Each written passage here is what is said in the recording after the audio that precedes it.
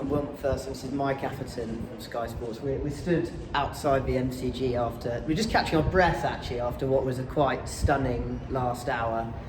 England bowled Australia out, deficit of 82, and then their top order, which has obviously had such a tough time of it this year, this series, was put under possibly as fierce an examination as you get in modern cricket, from Mitchell Starc, Pat Cummins, and then Scott Boland after that, the hometown hero.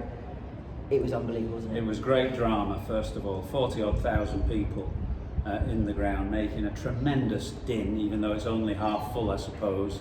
Great theatre and drama, kind of cruel as well, watching a little bit with Hamid on a pair. You're not quite sure what's going to happen. Crawley on the back of no cricket, really. Great sympathy for him.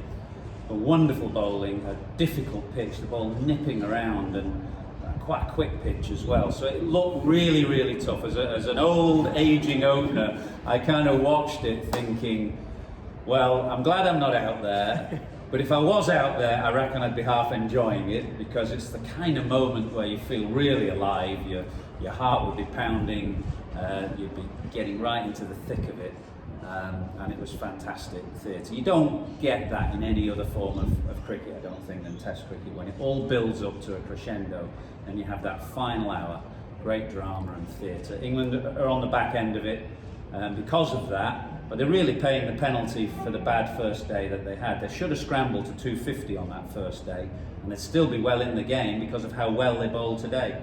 England lost 4 wickets in that passage, and we spent a lot of time talking about the travails of their batting, but actually this time they're more blameless, aren't they? Absolutely. This was top class bowling on a difficult surface in a unbelievably frenzied atmosphere. So a lot of sides could have easily lost 3 or 4 wickets there. Thankfully Joe Root stayed to the end. I mean, to watch him coming out on a hat-trick ball, you know, he ran out the tunnel, he started skipping to the middle. You wouldn't have sensed he was on a hat-trick with the way that he approached the middle. And then he, you know, huge roar when the first ball just went past the outside edge. Then he hit his third ball down the ground, finished with a firm drive as well. He's still there. Ben Stokes is still there. All is not lost, but it's a very, very difficult match to overhaul from here. And what a day, the end to a day, which started, of course, with the news of the COVID in the English camp and a delayed half hour, England not coming initially, and unbelievable day, yeah, really. We should probably add, we don't know even if there will be any cricket tomorrow. We'd fully expect there to be, we hope, fingers crossed, but there's a lot of uncertainty around.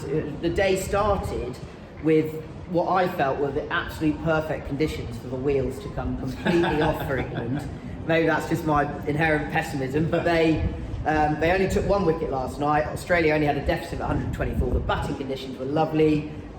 We started half an hour late because of this COVID scare, which should have unsettled England really, but actually until that final hour they had pretty much their best day of the series. Yeah, it was an excellent day with the ball, led by Jimmy Anderson, and you know, in these difficult situations you hope that the senior players would step up, which they haven't really done so far. Anderson and Broad missing the Gabba, they were both criticised at Adelaide. Stokes has had a fairly anodyne series so far as he's coming back into action after a long layoff. So finally Anderson led the attack, bowled magnificently all day.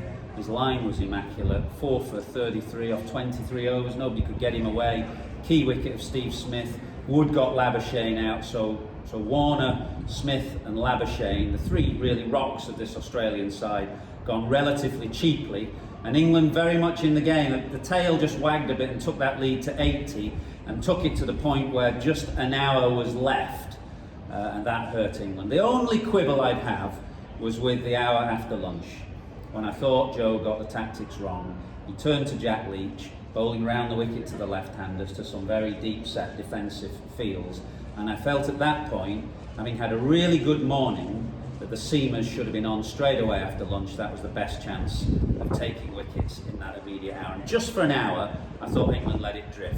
That apart, they had an excellent day. A footnote too, but they actually held their catches today as well. There were some very tricky chances that went down, kind of reaction chances, but the standard slip catches, which we expected to take, and they haven't been taken, were taken. Root took 2, Zach Crawley a good one.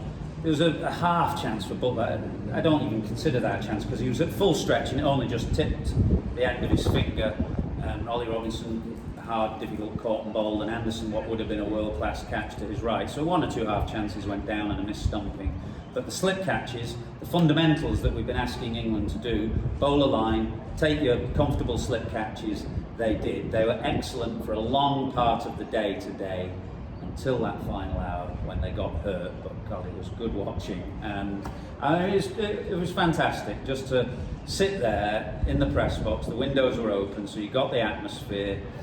And when Root hit that ball down the ground, even the cynical old English journos like me and you were applauding and saying, "Come on, Joe," because you had to feel for him at that moment, carrying all that burden.